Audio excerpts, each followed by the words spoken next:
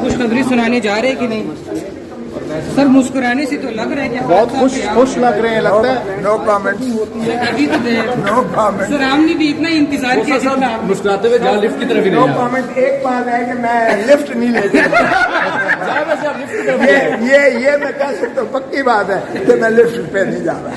یہ کہہ سر صرف ہائی کورٹ کی لفٹ سے توبہ کیا یا کہیں بھی؟ ہر لفٹ سے توبہ کرنا. آج کی ہیئرنگ سے مطمئن ہیں آپ؟ بالکل مطمئن نہیں ہوں. اتنا وقت آج تک کبھی کسی ایپلیکیشن میں مدعی کو نہیں دیا گیا.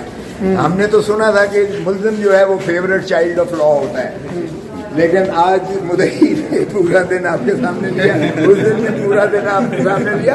ابھی تو بیماری کا بہانہ تھا، اگر بیمار نہ ہوتے تو پھر پتہ نہیں کتنے زیادہ ہوتا. اگر آپ انٹروین نہ کرتے تو آپ کو لگتا ہے آج کا دن بھی چلا جاتا؟ لیکن نہیں، میں سمجھتا ہوں آپ نے یہ ریکویسٹ کی کنکلوڈ کرنے کی. میں نے 2 ججمنٹس بھی دی کہ brevity is the beauty of what, اور اس میں 2 سپریم کورٹ کے اپنے فیصلے تھے جس میں انہوں نے نواز شریف ہی کے کیس میں کہا تھا کہ اتنی لمبی نہ بحث ہونی چاہیے، یہ عدالت کا ضیاع ہے، یہ پبلک کی وقت کا ضیاع ہے، یہ پیسے کا ضیاع ہے، یہ دوسرے کیسوں پر جو ہے زیادتی ہے کہ ان کی سنوائی نہ ہو پائے. وہ میں نے پیش کی، اور 2014 کی سپریم کورٹ کی بھی میں نے پیش کی، جس میں انہوں نے خد و خال دیے کہ آئندہ سے تمام عدالتیں اس طرح سے کیا کریں. 12 صفحوں کا تھا، انہوں نے کہا بالکل کوئی 12 صفحے لکھنے کی ضرورت نہیں. اور عدالت اسی عالیہ کا جو فیصلہ تھا نواز شریف کے کیس میں، انہوں نے کہا 41 صفحوں کا فیصلہ لکھ مارا ہے، تو اس پہ بھی انہوں نے ڈیپریکیٹ کیا تھا. تو میں نے یہ کہا کہ اب دیکھ لیجیے گا جی، ریگولیٹ تو آپ نے کرنا ہے، لیکن ان سپریم کورٹ کے فیصلوں کی روشنی میں آپ مہربانی کر کے عدالت کے پروسیڈنگز کو ریگولیٹ کریں، جس طرح آرٹیکل 189 میں سپریم کورٹ کا فیصلہ واجب ہوتا ہے اور لازم ہوتا ہے تمام عدالتوں. اچھا، امجد پرویز صاحب نے دلائل دیے. امجد سر تو کیا سمجھتے دوبارہ وہ گرفتار اگر ہو جائے جیل کے باہر سے تو آپ کیا کہیں گے؟ اس حوالے سے کہاں سے ایف آئی اے کی ٹیم اطلاعات آ رہی ہیں کہ پہنچ چکی ہے وہاں پر؟ دیکھیں اللہ کو جو منظور ہوگا. دیکھیں دانا پانی ایسا ممکن ہے؟ دانا پانی اللہ کے ہاتھ میں ہوتا ہے، انسانوں کے ہاتھ میں نہیں ہوتا ہے. اس لیے کہ زندگی، موت، عزت، ذلت، رزق یہ اللہ کے ہاتھ میں ہے. اب پرسوں انہوں نے میں اگر آدھا گھنٹہ اور ہوتا تو میں آپ کے ساتھ چل نہ رہا ہوتا، میں بھی اللہ کو پیارا ہو گیا. تو یہ اللہ کے ہاتھ میں ساری چیزیں ہوتی ہیں. امجد پرویز صاحب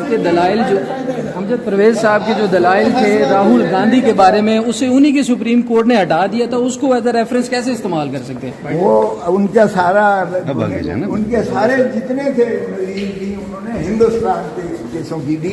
میرے خیال میں ان کو ہندوستان زیادہ پیارا ہے، اور پاکستان کی عدلیہ سے ان کو جو ہے کوئی سروکار نہیں. صاحب ویسے جتنی انہوں نے مثالیں پیش کر دی ہیں کیسز کو لے کے، میں نے کہا 150 یار تم نے مجھے سیڑھیاں سے دیکھیں، اترتے ہوئے سیڑھیاں میں کوئی وہ سانس نہیں چڑھتا، اور آپ کے ساتھ گپ شپ لگاتے ہوئے تو وقت گزر گیا پتہ ہی نہیں چلا. سر سیڑھیاں چڑھنے کی خاص وجہ کیا ہے کہ خان صاحب آج رہا ہوں؟ نہیں دیکھیں، میں تو زندگی میں دیکھیں ہمارا کام وکلاء کا ہوتا ہے کہ ہم اپنی دیانتداری سے، اپنی محنت سے، اپنے تجربے سے مقدمات کو پیش کرتے ہیں.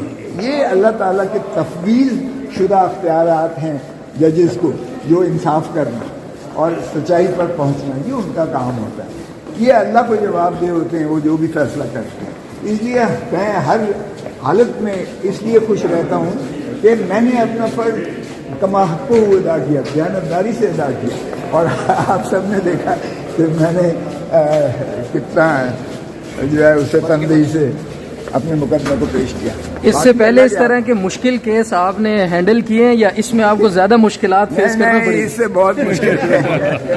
یہ تو حلوہ کیس تھا، یہ سب سے آسان کیس تھا. میں آپ کو دیکھیں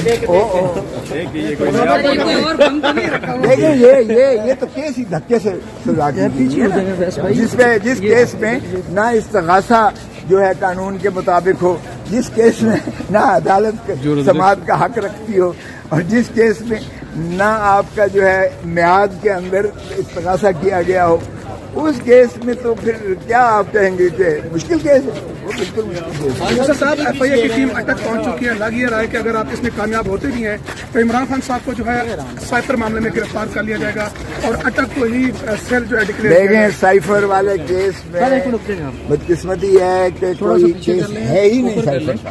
اوپر کر لیں. سائفر کا کیس ہے ہی نہیں قانون کی نظر میں، اس لیے کہ وہ جو ڈونلڈ لو نے جو مجید ہمارا امبیسڈر تھا امریکہ میں، اس کو جو اس نے شبھ باتیں کی تھیں کہ پاکستان کے اگر وزیر اعظم کو نہ ہٹایا گیا تو اگر ہٹا دیا گیا تو پاکستان کو ہم معاف کر سکتے ہیں. اوے تم آقا ہو، ہم تمہارے غلام ہیں.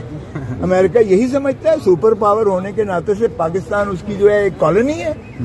تو یہ شرم آنی چاہیے یار. آپ کے خیال میں عمران آپ دیکھیں جب آپ نے اس کو کابینہ میں ڈسکس کیا اور نیشنل سیکیورٹی کونسل کے سامنے آیا تو اس وقت Imran Khan prime minister, defence minister اور تینوں سربراہان افواج پاکستان کی، انہوں نے کہا کہ یہ بلیٹنٹ انٹرفیئرنس ہے into the affairs of Pakistan کے معاملے میں.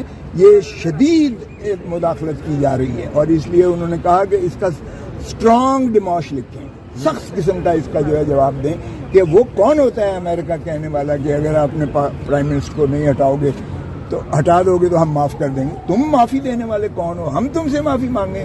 وہ 25 کروڑ عوام ہے، ایٹامک پاور ہے. ہماری غیرت اور ناموس کو تو تم نے جنازہ نکال کے رکھ دیا. اور خان نے اگر ڈیموش لکھا سخت قسم کا، تو پھر جب دوسری کابینہ کی میٹنگ ہوئی جس میں شہباز شریف نے پریزائڈ کیا، شہباز شریف نے، خواجہ آصف اس میں ڈیفنس منسٹر، پھر تینوں افواج پاکستان کے سربراہان تھے، پھر انہوں نے تصدیق کی اور امبیسڈر کو بلایا مجید نے، اس نے تصدیق کی کہ ہاں جی یہ ڈونلڈ لو نے بھیجا تھا اور میں نے یہ جو ہے بھیجا تھا، اپنا سائفر بھیجا تھا. آپ کو پتا ہے سائفر کہتے ہیں چوری ہو گئی. وہ بھائی سائفر چور ہی نہیں ہو ہی نہیں سکتا.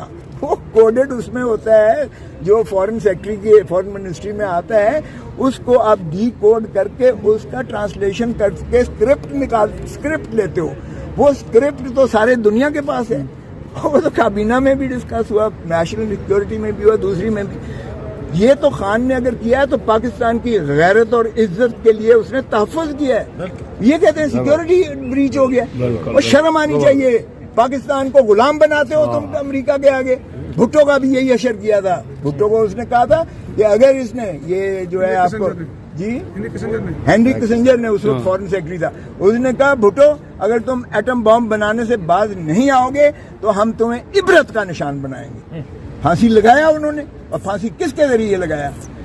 عدالتوں کے سے قتل کرایا. آج بھی اسے عدالتی قتل کہتے ہیں. یہ ہوتی ہے غیرت اور ناموس جس ملک کی خاطر جان بھی انسان دے دیتا ہے. خان نے تو پھر ڈیموش لکھا اور خان نے کہا کہ یہ جو ہے بیانیہ، او بھائی کیا اس کے اوپر چڑھ دوڑے ہیں اور آپ کہتے ہیں کہ سائفر کا کیس. سائفر کا کیا کیس ہے کوئی کیس؟ قومی سلامتی کو بریچ کیا ہے عمران خان صاحب کے ایگزام کہ قومی سلامتی بریچ ہوئی ہے، یہ کہا جا رہا ہے اور اس پہ کیس بنایا. اس میں کون سی قومی سلامتی بریچ ہوئی ہے؟ مجھے بتا دو نا، آپ بتا دو. اس میں کون سی قومی سلامتی؟ بلکہ قومی سلامتی اسی غیرت اور حمیت کی متقاضی تھی کہ ہم اس کو ڈونلڈ لو کا ڈسمسل کا مطالبہ کرتے کہ اب اس کو برخاست کرو امریکن، یہ جو ڈونلڈ لو ہے جو پاکستان کو دھمکیاں دے رہا ہے، بجائے اس کے کہ ہم الٹا ان پر چڑھائی کریں. ہم اپنے وزیر اعظم کو پکڑ کے اندر کر رہے ہیں. شرم آنی چاہیے. اچھا آج تو عمران خان کی اگر آرڈر جاری بھی ہوتے ہیں رہائی کے تو آج دفتری ٹائم تو ختم ہو گیا. کوسا صاحب کیا آج رہا ہو سکتے ہیں؟ ہاں میں نے سن لیا سر. دفتری ٹائم تو ختم ہو گیا کوسا صاحب.